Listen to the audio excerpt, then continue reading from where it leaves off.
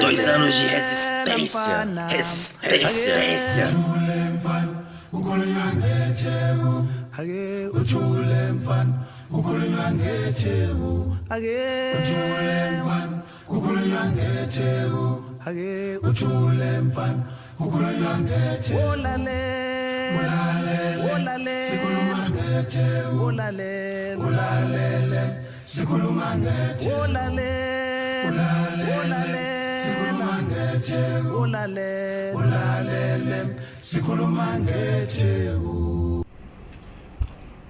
Olá meus parceiros, olá minhas parceiras, aqui quem fala é Panda Reis e estou aqui em mais um capítulo do Tópica Liberdade, programa esse vinculado pelo canal da Editora Merda na Mão, aqui no YouTube, e é sempre uma honra poder falar com vocês através desse canal foda que é o Editora Merda na Mão.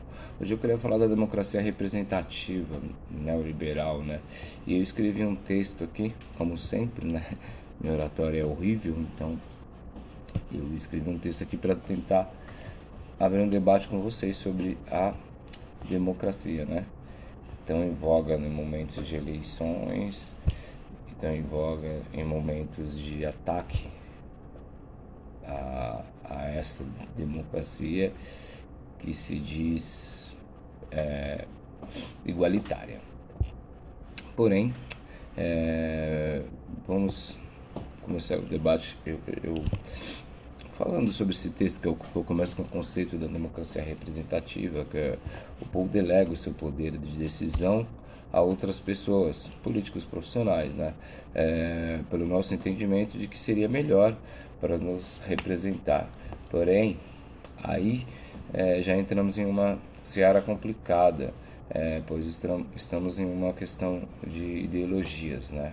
A democracia representativa teve início no século XIX, se estabelecendo no globo no século XX, se tornando meio que um padrão democrático, como uma alternativa encontrada pelos países contemporâneos para continuar a ter um modelo democrático que seja viável ao mundo atual.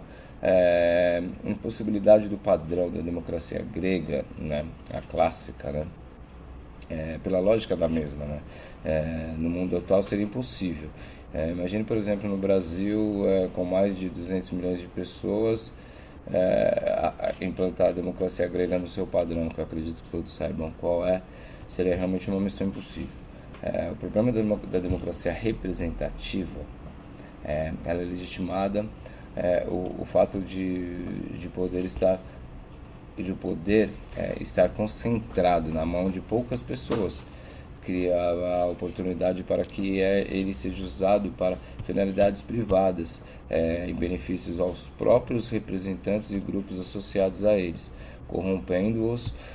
O povo acaba perdendo o controle sobre as decisões, por vezes não sabe da força e influências externas que podem ter atuações desses políticos profissionais. Outro problema se encontra também no sistema eleitoral, que pode ser majoritário ou proporcional. Se aqui houver alguma dúvida a respeito, pesquisem o que é um sistema eleitoral majoritário e proporcional. Acredito que é interessante também a pesquisa a busca, né, de todos também. E o problema também, eu queria falar sobre a falta, aquele sentimento, né, de representação, a falta de representação, né? Inicia-se quando o cidadão comum vê essas cenas na televisão ou pessoalmente, tá ligado? Essas cenas que vocês sabem bem. Esse sentimento é piorado quando inclui candidato que se votou, causando aquele sentimento de culpa sobre o candidato escolhido. Situação que fica evidente para alguns eleitores brasileiros na última eleição, né? O candidato deixa de levar propostas que fez em campanhas para o local de discussão parlamentar, deixa de propor as leis que prometeu e não age de acordo com o que fez o eleitor acreditar que ele agiria e seria a melhor opção nesse momento. Esse sentimento não é somente a falta de se sentir representado pelo político escolhido. mas também pela perda de credibilidade que o político terá frente ao cidadão que depositou, né, essa confiança nele. As críticas à democracia burguesa vêm forte desde a época da Guerra Fria, sabe? Mas até aí se defendia que as críticas eram feitas por comunistas ou pseudos comunistas, baseadas nas ideias vindas da União Soviética, como o stalinismo e tal. Com o fim da mesma, as críticas foi meio esquecido, assim, com o fim da União Soviética e do regime comunista de então, stalinista, essas críticas acabaram sendo meio que esquecidas. Mas a miséria ocidental dos países ocidentais permanece e acentua-se a cada ano. Mas é relevante, pelo menos ao meu ver, escutar outras críticas fora do dito por eles comunistas, né? Gostaria de citar até o filósofo grego, que é de 1922 a 1997, que morava na França e era um feroz adversário ao comunismo stalinista. O filósofo sempre buscou a discussão pela liberdade. Ele dizia que todo Estado tem leis, e leis, por definição, limitam nossa liberdade. A única forma de conservar alguma liberdade no Estado é pela autonomia, ou seja, a capacidade que o indivíduo tem de regular a si mesmo e dar-se à lei. Se eu, de alguma forma, aderir à lei por vontade própria, por julgá-la momentaneamente conveniente, aí sim eu estaria perdendo a minha liberdade, né? Aí o cidadão já não vota a favor de uma ideia porque ele acredita nela. Mas agora nós estamos no momento que o cidadão vota contra o candidato que, em sua visão, oportuna mais em seus afazeres privados. A questão do lance do capitalismo, né? Mas então isso é uma outra questão, assim, mas é uma questão que está muito inserida, né?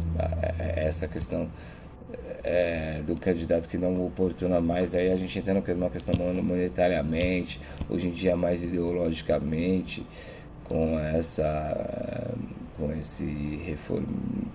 tentativa de reformismo reacionário e conservadores, né? Mas a questão de todo esse problema de voto, de capitalismo, de não se sentir representado, a gente criou uma sociedade doente, e não só em questões de ações e atitudes e pensamentos que vemos hoje, mas em suicídio, pressão, exploração, opressão, culpa, vergonha, miséria, entre outras, assim. Tem um filósofo que denominou bem, Piaget, ele, no Economicídio, entendeu que temos como exemplo o alto índice por exoneração e recusa do trabalho, queda de salário, aumento de custo de vida, maior gasto, maior ganho apenas para se manter minimamente sistema capitalista desiguais em todas as suas camadas, entendeu? Então, essa questão do problema do socialismo e dessa democracia neoliberal acarreta uma série de problemas, assim, mas também temos a defesa dessa democracia representativa. A esquerda que defende citam valores universais, a democracia burguesa, né? Que teria sido uma conquista dos trabalhadores, né? E ele seria uma condição necessária para a implantação do socialismo, que a democracia burguesa seria mantida no regime socialista. Agora, eu queria refutar um pouquinho isso, que a democracia burguesa, como é citado, que seria uma conquista dos trabalhadores e uma condição para o implantamento do socialismo, que ela seria mantida no regime socialista e tal. Primeiro, ela não foi uma conquista dos trabalhadores, e sim uma criação da burguesia para combater a nobreza feudal e manter o seu domínio sobre o proletariado. Depois, a questão que ela seria uma condição necessária para a implementação do socialismo seria todo esse conceito de voto, liberdade e igualdade política é pura ficção, já que existe uma divisão social em classes de desigualdades econômicas, e a Câmara, Senado e os poderes executivos e políticos, enfim, permanece nas mãos da minoria dominante e serve exclusivamente aos interesses da classe dominante. Se o aprofundamento da democracia representativa levasse ao socialismo, então os países onde ela supostamente é mais desenvolvida, o socialismo deveria estar próximo, entendeu? Se não já implementado. Mas é notório que isso não acontece, e sim é uma eterna troca de cadeiras dentro do sistema entre direita e centro-esquerda, ou pseudo-esquerda. A manipulação do sistema eleitoral, não confundam com fraudes que o presidente atual insiste em focar. Eu falo a manipulação do sistema eleitoral, todo o contexto em si, pela burguesia, a integração das esquerdas no sistema partidário e parlamentar, e também representantes realmente que representam, entendeu? Então é tipo tudo faz mais parte, a democracia é mais uma parte, mais uma engrenagem do sistema capitalista para ele funcionar e não entrar em colapso, né? E algumas pessoas às vezes perguntam, mas o que colocar no lugar? Assunto longo. É um debate que já deveria estar rolando, já deveria estar rodando na sociedade já faz tempo. É complicado a explanar em pouco tempo, na verdade, é inesgotável, né? Mas dando pelo menos um norte, podemos até debater isso, falar isso sobre depois. Eu acho que o início, a coluna cervical dessa mudança do que colocar no lugar,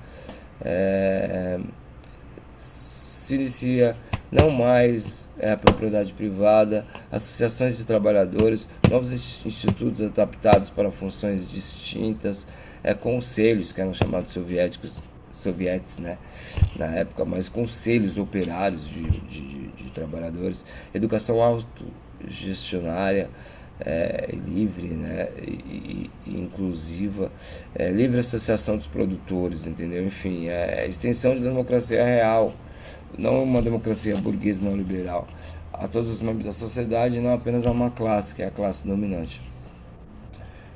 Enfim, esse assunto sobre a democracia representativa ela é bem um pouco complicada, porque ela já está massificada na mente do brasileiro, que é a melhor opção, é a melhor saída para um país livre e democrático, né? Longe do que a gente tem esse conceito de um país não livre e não democrático, são, como eu disse, as ditaduras que temos hoje, escancaradas, as ditaduras obscuras, disfarçadas de democracia. E no caso hoje temos até um exemplo um pouquinho o Brasil, que é uma democracia na base de uma pseudo-bíblia, de um pseudo-cristianismo deturpado, enfim. Então é meio complicado, mas eu acho que a gente tem que abrir um debate, conversar o que essa democracia que nos colocaram pela abaixo representa, e se não temos algo melhor do que ela. É isso, amigos e amigas, obrigado por escutar essa conversa toda aqui, esse chamado ao debate. Espero que vocês estejam bem, fiquem bem, e a gente se vê em breve. Se cuidem. Até mais.